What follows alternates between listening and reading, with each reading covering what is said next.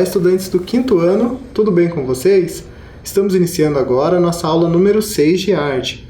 O tema da aula de hoje é Poti de Todos Nós. O título da aula, é com base na exposição que teve sobre o Poti Lazzarotto no Museu Oscar Niemeyer em 2015. Nós vamos ver algumas imagens, inclusive, que estavam presentes na exposição, por isso eu acabei emprestando o mesmo tema, o mesmo título, certo? Eu vou pedir que você, então, se organize com seus materiais, algumas folhas de papel, lápis de escrever, lápis de cor, canetinha, o que você tiver aí mais fácil. Te darei alguns segundos aqui para você conseguir se organizar aí. Vamos lá.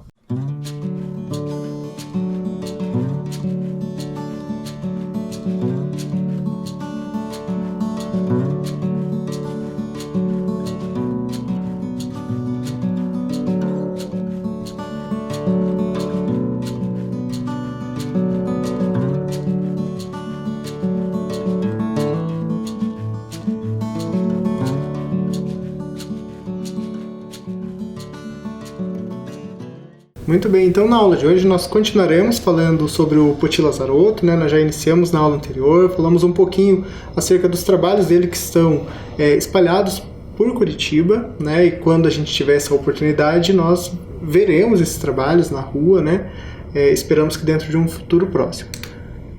Então começando aqui, falar um pouquinho sobre a temática do Poti. Então, as histórias do Poti, ele era um exímio contador de história por meio do desenho.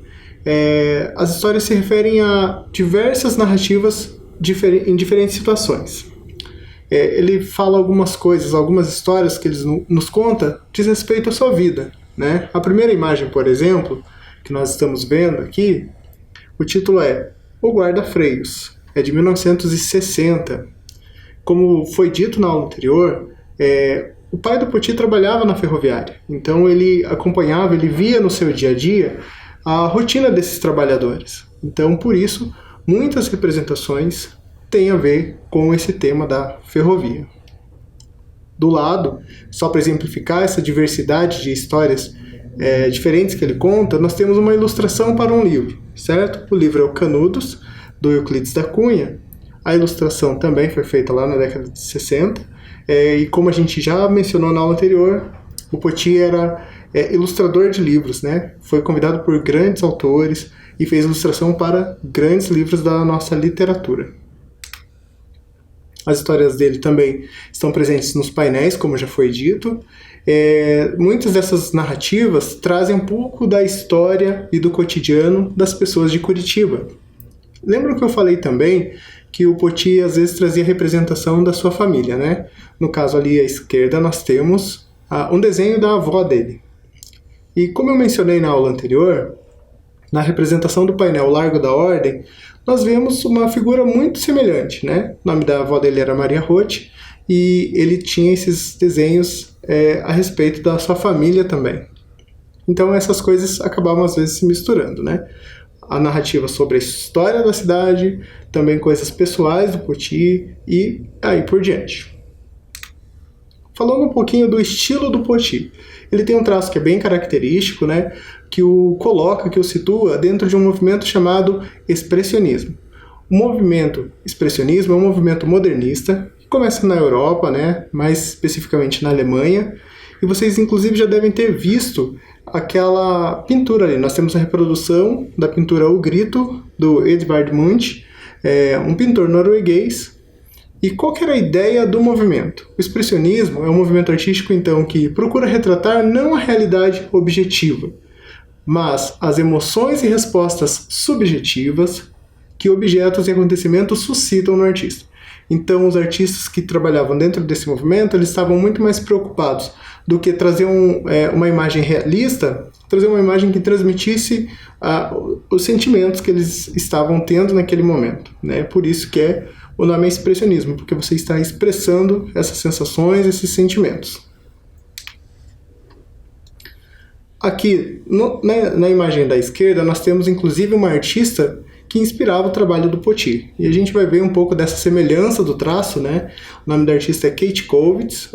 Aquela obra ali chama-se Não, Miséria. Então ela retrata temas muito dramáticos ligados também à morte, à fome, à pobreza, certo?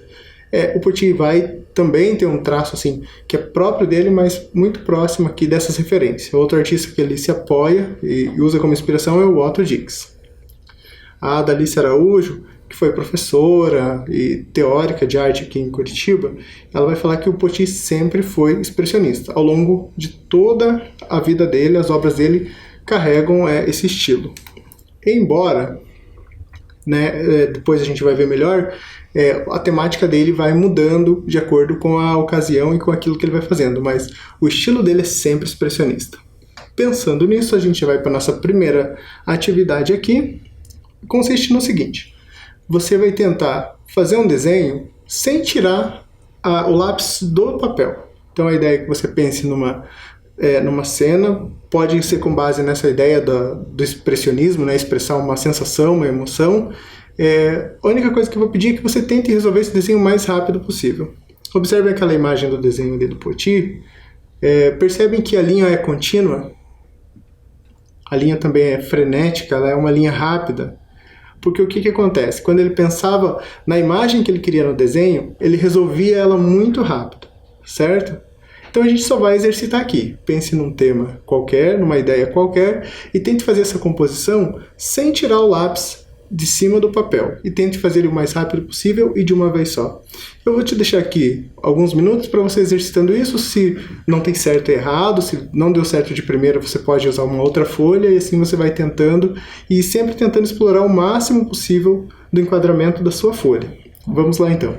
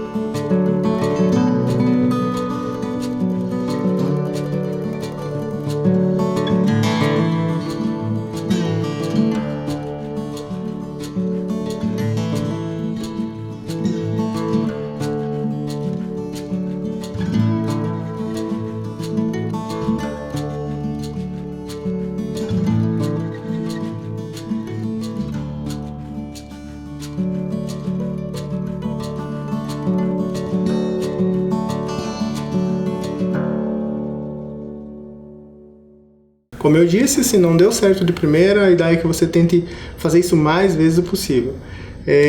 Sempre, né, sem essa obrigatoriedade de fazer ele de acordo com a atividade. Você pode fazer em qualquer momento, com qualquer papel que você tiver à mão, sempre tentando exercitar essa velocidade, essa linha expressiva. Bom, como eu disse também, embora o Potier se manteve no estilo, na escola expressionista, ele teve fases distintas no trabalho dele. O interessante é que essas fases nem sempre elas aconteciam sucessivamente, às vezes elas aconteciam ao mesmo tempo, né? Não acontecia uma e depois outra e depois outra.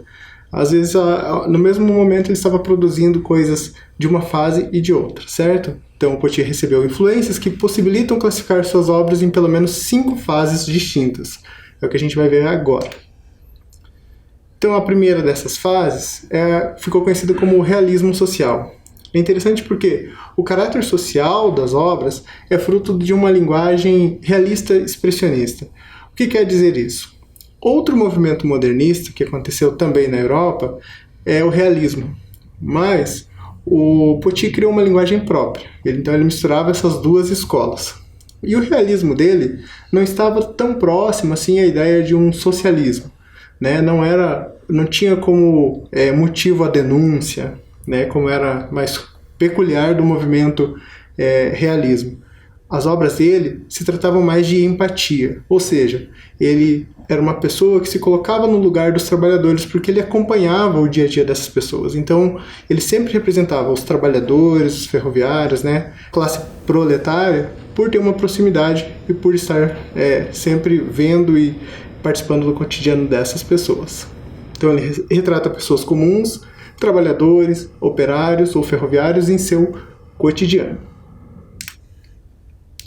Outra fase aqui do Potier é o Potier nativista. O que isso quer dizer?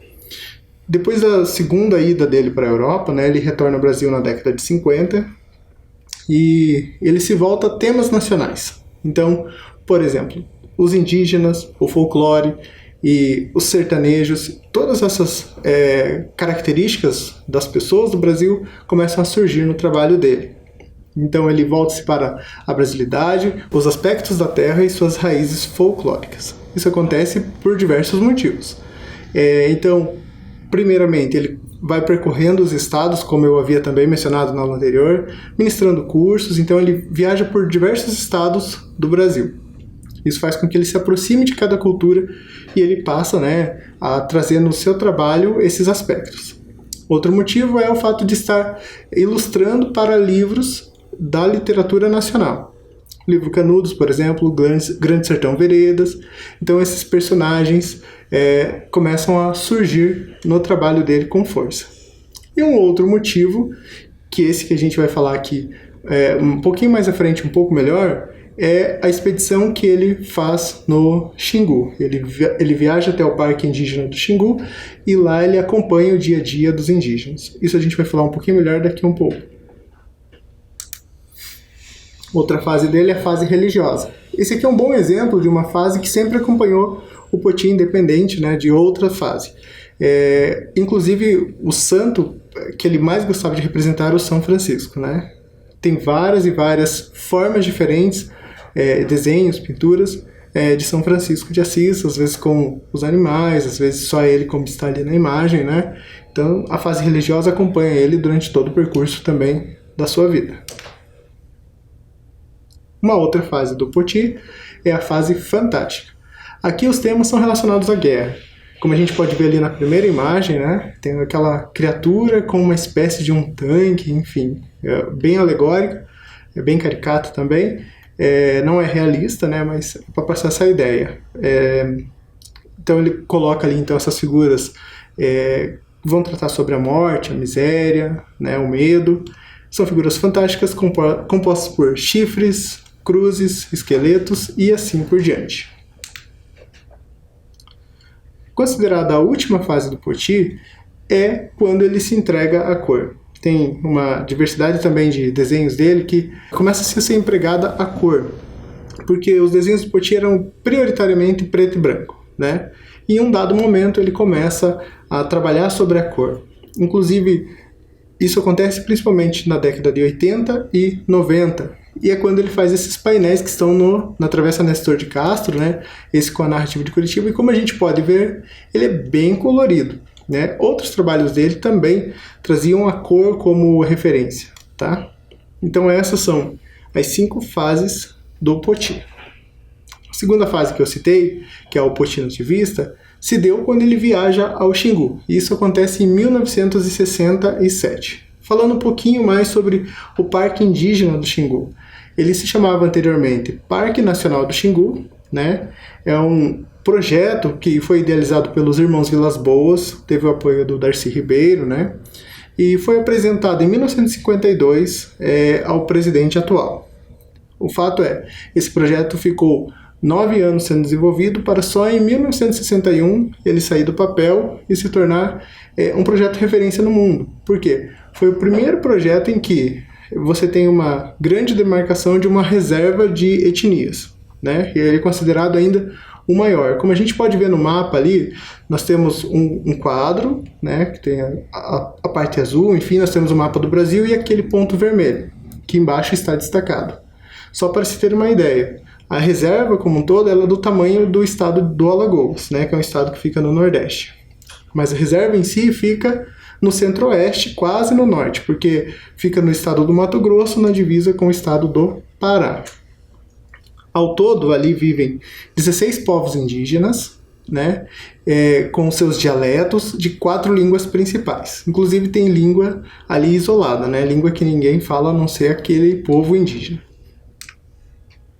Aproveito aqui ainda para trazer mais alguns detalhes de algumas coisas que vêm mudando. Por exemplo, até bem pouco tempo atrás era comum nos referirmos a essas pessoas como índios, né? Isso vem caindo em desuso por conta de a palavra índio estar carregada de estereótipo. O que é estereótipo? É um padrão. Porque quando a gente fala índio, a gente pensa que é só uma figura que tem no Brasil todo. Na verdade, a cultura indígena é muito diversa. Existem diferentes povos indígenas. Então a gente não pode mais se referir ao índio como uma coisa só. Só na reserva são 16 povos diferentes, ou seja, 16 etnias diferentes. Outro detalhe aqui importante em relação a esses conceitos é o uso do termo tribo. Também está caindo em desuso. A gente fala povos indígenas, nação indígena, né? São mais comuns recentemente também por conta de a palavra tribo remete a uma coisa muito primitiva, subdesenvolvida. E não é bem isso que a gente vê na prática das culturas desses povos. Nós vamos ver um vídeo aqui, eu gostaria que você prestasse bastante atenção num pouquinho do cotidiano dessas pessoas. Vamos assistir e depois a gente fala um pouquinho melhor sobre isso.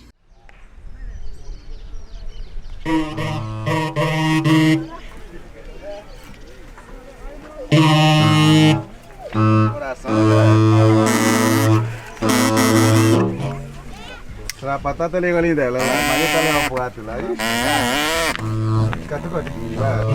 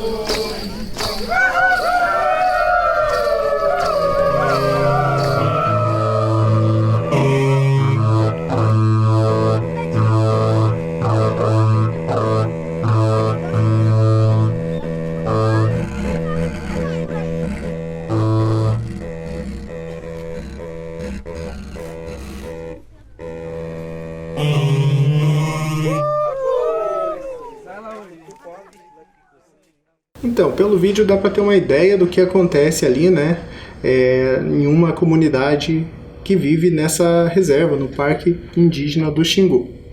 Vocês perceberam como eles fazem a manifestação, com as flautas, as danças e assim por diante.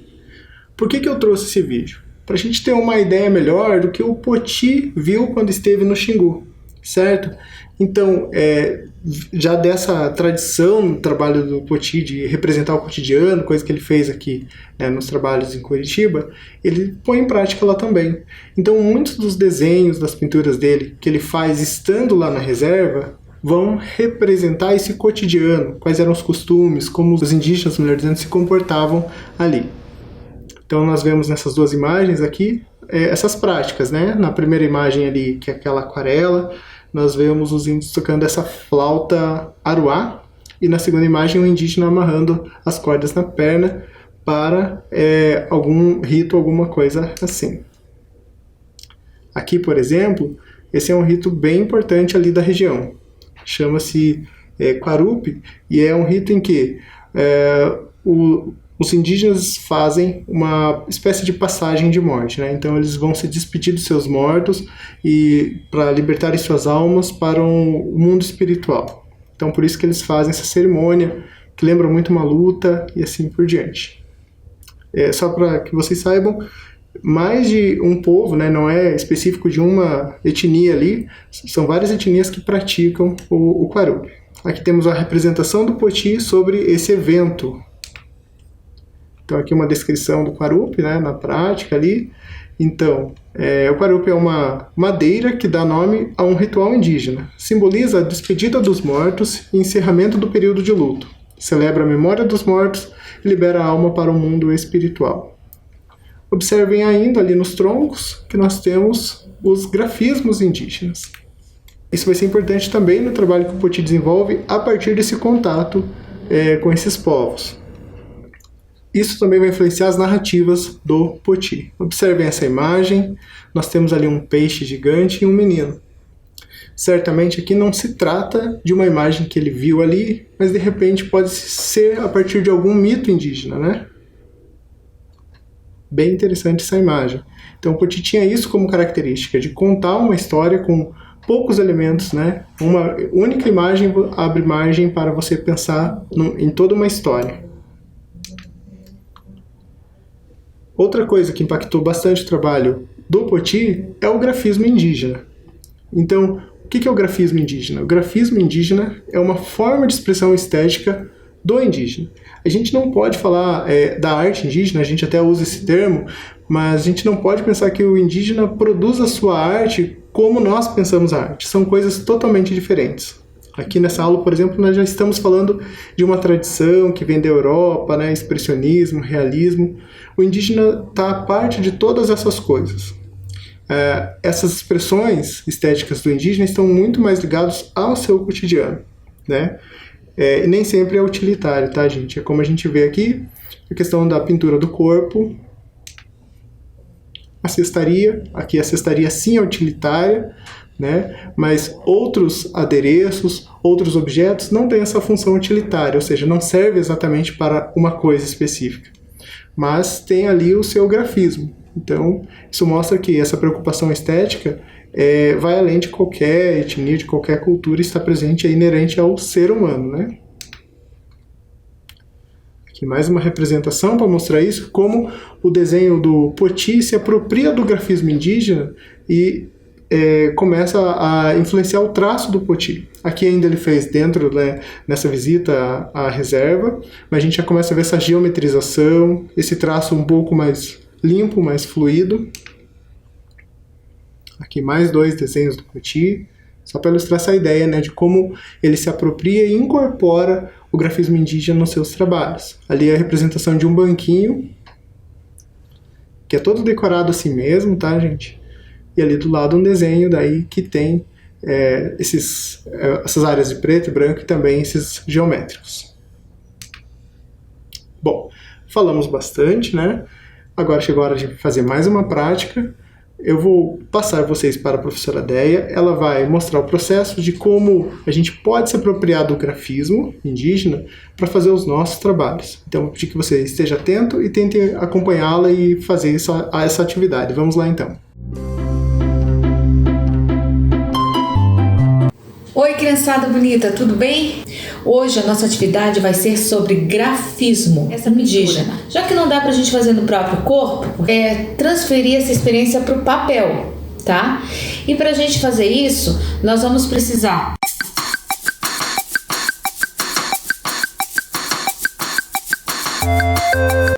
Se não tiverem uma folha branca, utilizem a folha que vocês tiverem, certo? Nossa primeira experiência vai ser com a faixa, só para a gente treinar as linhas. E para fazer essas faixas, nós vamos usar essa folha de papel aqui. Então, nós vamos pegar uma folha e vamos dobrá-la ao meio. Pontinha com pontinha.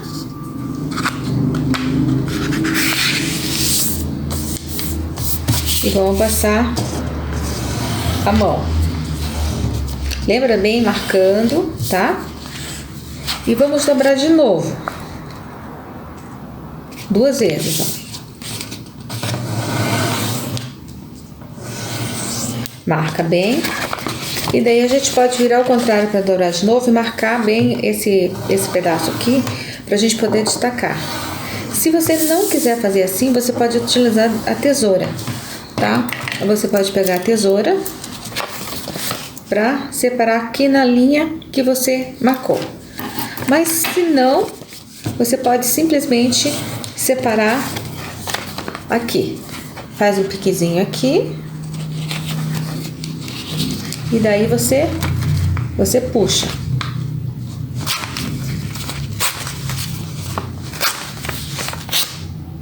Viu como vai rapidinho, ó?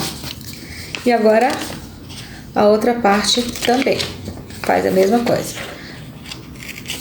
Mas se você não quiser, é só usar a sua tesoura, certo? Agora que nós temos essas partes aqui, nós vamos dobrar. E como a gente vai dobrar? Ao meio, pontinha com pontinha, marca, dobra de novo ao meio, pontinha com pontinha, e pronto, você tem um papel marcado dividido igualmente em 4 espaços iguais. E é aqui que você vai fazer o seu trabalho de grafismo. Lembra que os indígenas, eles se inspiram em elementos da natureza para produzir os seus desenhos. Então eles usam basicamente a geometrização, que são figuras geométricas, a repetição das formas, das cores, os padrões. Folhas de árvore, o casco da tartaruga, escama de peixe, o movimento da cobra. Se vocês riscarem exatamente aqui em cima, onde vocês fizeram a sua marca, vocês já têm o começo de um aqui.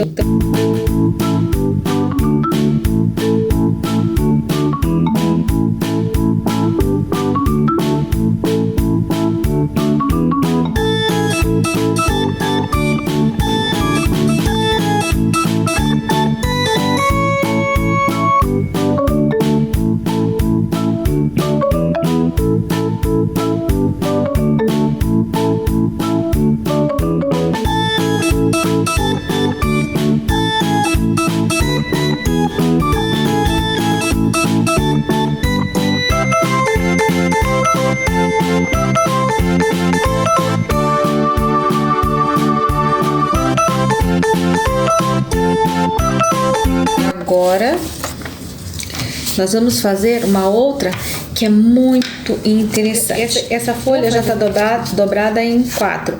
Eu vou dobrar mais uma vez aqui, ó. Viram? Dobrei assim. Agora, olha aqui. 1, 2, 3, 4, 5, 6, 7, 8 partes.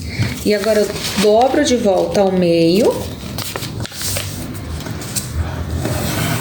E agora eu tenho, ó, toda essa parte aqui. Eu tenho 16 partes.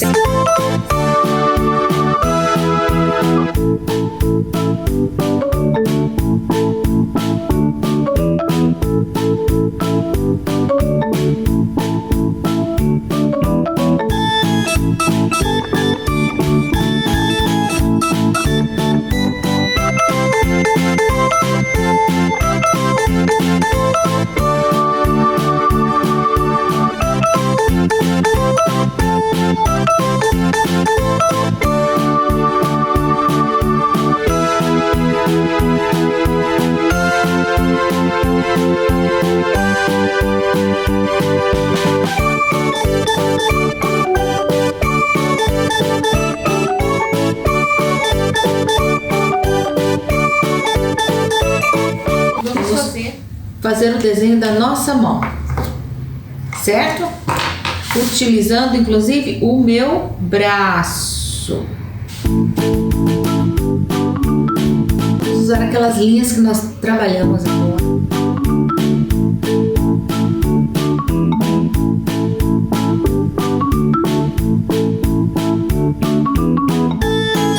Agora é com você. Vamos lá? Porque você é o artista. Oi, tudo bem? Eu sou o Samuel e hoje eu tô para mostrar o grafismo. A gente vai desenhar nossas mãos, tá bom?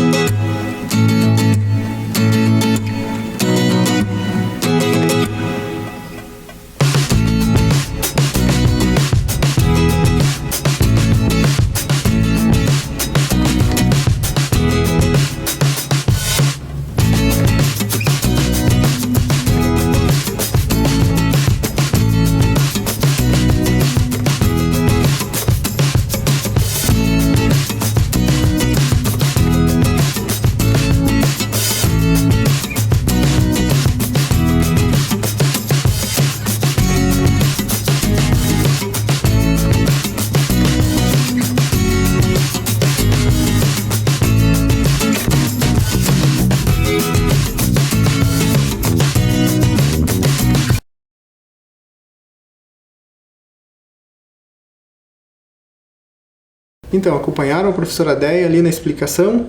Se não deu tempo para você fazer, não tem problema.